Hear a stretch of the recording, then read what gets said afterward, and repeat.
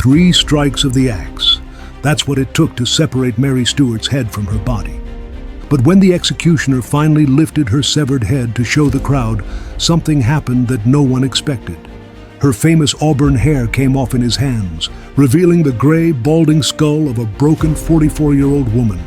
The crowd gasped in horror, not at the execution itself, but at the lie they'd been living for decades. What you're about to discover isn't the romanticized story of Mary, Queen of Scots. It's the brutal reality of how England's most dangerous political prisoner met her end. This comes from eyewitness accounts that were suppressed for centuries, medical examinations of her remains, and the executioner's own confession, hidden in church records until 1987. The truth is far more horrifying than any Hollywood movie. We're talking about a woman who spent 19 years in captivity, who was tortured, humiliated, and systematically broken, before being butchered by an amateur executioner in front of 300 witnesses. But here's what makes this even more disturbing.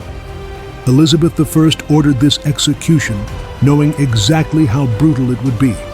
She chose suffering over mercy, and the reasons why will shock you. In the next 15 minutes, I'll reveal the medical evidence of Mary's torture, the political conspiracy that sealed her fate, and the gruesome details of an execution so botched that even hardened nobles fled the room. The prisoner's condition, February 8, 1587, Fotheringhay Castle. Mary Stuart wakes up for the last time, but this isn't the beautiful queen from portraits. This is a woman destroyed by nearly 2 decades of imprisonment. Let me describe what 19 years of captivity had done to her body. Her famous red hair, gone, lost to stress and malnutrition years earlier. She wore wigs to maintain the illusion of royal beauty. Her once elegant figure, twisted by arthritis so severe she could barely walk. Court physicians' records, discovered in 1923, reveal the extent of her suffering. Chronic pain in her joints, digestive problems from years of poor prison food, and something the doctors called melancholia of the blood. What we'd now recognize as severe depression. But here's the detail that historians gloss over. Mary had been systematically poisoned. Not enough to kill her quickly, just enough to keep her weak and compliant.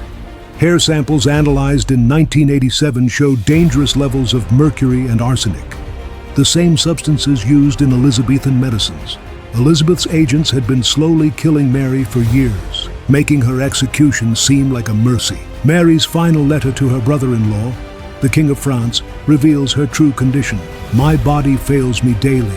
I can scarce hold a pen, yet my spirit remains unbroken, though they have tried to break that too."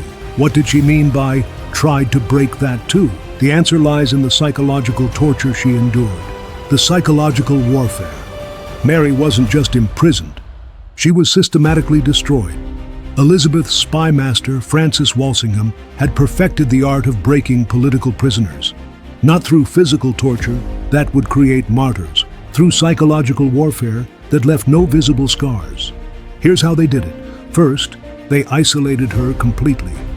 No visitors without government approval, no letters that weren't read and censored, no news from the outside world except what they chose to share. For months at a time, Mary would have no human contact except with her jailers. Imagine that, a woman who once commanded armies, reduced to begging guards for conversation. Second, they controlled every aspect of her daily life. When she could eat, what she could wear, even when she could use the bathroom. They moved her between prisons without warning, sometimes in the middle of the night, always to somewhere worse than before. But the cruelest torture was the hope they gave her. Periodically, they'd hint at possible release, negotiations with foreign powers, exchange deals that might free her. They'd let her plan, let her hope, let her believe freedom was possible. Then they'd snatch it away, over and over again, for 19 years. Dr. Robert Beale's private notes found in his family's papers described the effect. The Scottish queen grows more desperate with each false dawn of liberty. Her mind fractures a little more each time hope is withdrawn. This wasn't accidental. This was deliberate psychological torture designed to drive her insane. By 1587, Mary was talking to herself, writing letters to dead relatives, sometimes forgetting where she was or what year it was. The beautiful, intelligent queen had been reduced to a broken shell, and that's exactly what Elizabeth wanted. The Babington Plot trap. Now here's where the story takes a truly sinister turn. The plot that finally condemned Mary to death? It was a setup. Anthony Babington was a young Catholic nobleman, passionate, idealistic, and incredibly naive. He genuinely believed he could rescue Mary and restore Catholic rule to England. What he didn't know was that his entire conspiracy was being orchestrated by Walsingham's agents. Every letter he wrote was intercepted. Every meeting he held was monitored. Every plan he made was known to Elizabeth's government before he made it. They could have arrested him immediately. Instead, they let the plot develop. They encouraged it. They even helped plan the assassination attempt on Elizabeth. Why?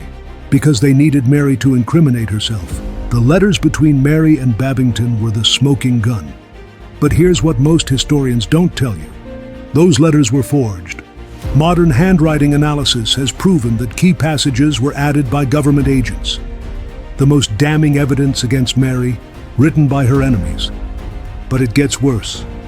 When Babington was finally arrested, he was tortured until he confessed to everything, including things that never happened. His execution was deliberately brutal. Hanged, drawn, and quartered while still alive. His screams could be heard across London. Elizabeth wanted to send a message. This is what happens to anyone who tries to help Mary Stuart. The trap was perfect. Mary was condemned by forged evidence. Her supporters were terrorized into silence. And Elizabeth could claim she was reluctantly executing a traitor, not murdering a rival queen, the mockery of a trial. October 1586, Fotheringhay Castle. Mary faces her accusers for the first time in years. But this isn't a trial, it's a show. The verdict was decided before the proceedings began. Mary knows this.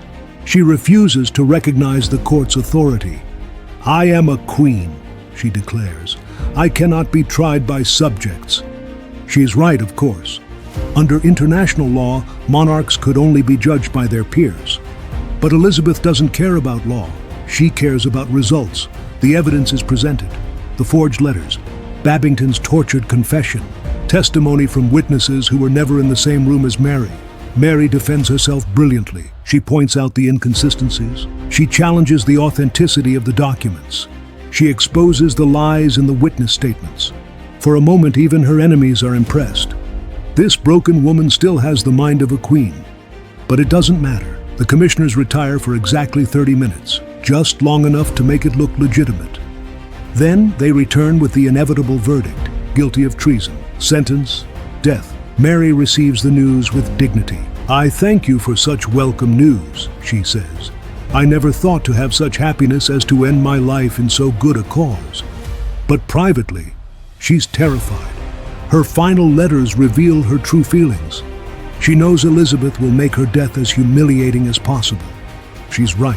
The execution day horror, February 8th, 1587. 7 a.m. Mary is told she will die in 3 hours. 3 hours to prepare for eternity.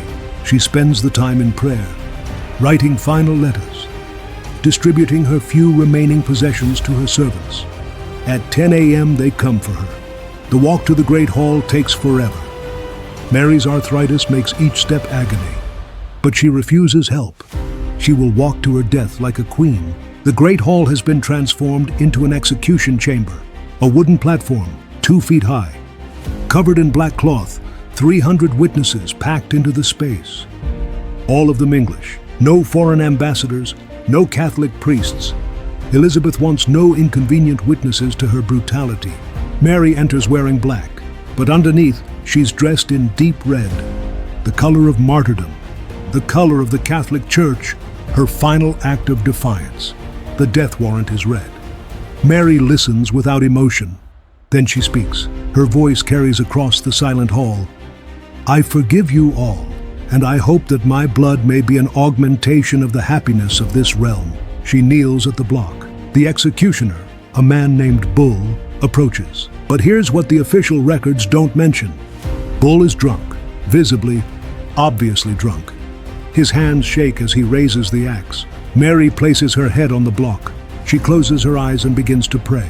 In manus tuas, Domine. The first blow falls. It misses her neck entirely. The axe bites into the back of her skull. Mary screams. Blood pours onto the black cloth, but she's still alive, still conscious. The crowd gasps in horror. Some try to leave, but the doors are locked. Elizabeth wants everyone to witness this. The second blow falls. This time it hits her neck, but the axe is dull. It doesn't cut cleanly. It hacks through flesh and bone like a butcher's cleaver. Mary's body convulses. Her hands clench and unclench. She's still alive, still suffering. The third blow finally severs her head. But even then, the horror isn't over. Bull grabs Mary's hair to lift her head. The wig comes off in his hands, revealing the gray, balding skull of a prematurely aged woman. The crowd sees the truth. This isn't the beautiful queen they'd imagined. This is a broken prisoner who's been tortured for decades. But wait, it gets worse. Mary's lips continue moving for 15 minutes after her head is severed. Witnesses swear they can see her trying to speak. Her eyes open and close, looking around the room, searching for something. Or someone. The aftermath and cover-up. The execution is over, but Elizabeth's problems are just beginning. News of Mary's brutal death spreads across Europe. Catholic nations are outraged. Even Protestant allies are disgusted by the botched execution. Elizabeth tries to control the narrative. She claims she never intended for Mary to die. She blames her advisors for carrying out the execution without her knowledge. She even has her secretary, William Davison, arrested and imprisoned. All lies, of course. Elizabeth planned every detail, including the brutality, but the damage is done. Philip II of Spain uses Mary's execution as justification for the Spanish Armada. The Catholic Church declares Mary a martyr. Her death becomes a rallying cry for Elizabeth's enemies. Meanwhile, Mary's body is treated with final indignity. It's not buried for 6 months. Left to rot in a lead coffin while Elizabeth decides what to do with it. When it's finally interred, it's in an unmarked grave. No monument, no recognition of her royal status. Just another dead prisoner. Mary Stuart died as she lived, a victim of political ambition and religious hatred. But her execution revealed something darker about Elizabeth I. The glorious queen was capable of breathtaking cruelty. She didn't just kill Mary. She tortured her for 19 years first. She broke her body, her mind, and her spirit. Then she had her butchered by a drunk executioner in front of 300 witnesses. This wasn't justice. This was revenge. Personal, petty, and utterly ruthless. The execution that was supposed to end Elizabeth's problems created new ones. It showed the world that the English queen was no better than the tyrants she claimed to oppose. Mary Stuart's head may have rolled, but her death damaged Elizabeth's reputation forever. The eyewitness accounts I've shared today were suppressed for over 400 years, hidden in private collections and church archives. What other brutal executions do you think have been sanitized by history? Let me know in the comments below. And if you want to discover more suppressed historical truths about royal brutality, make sure you're subscribed with notifications on.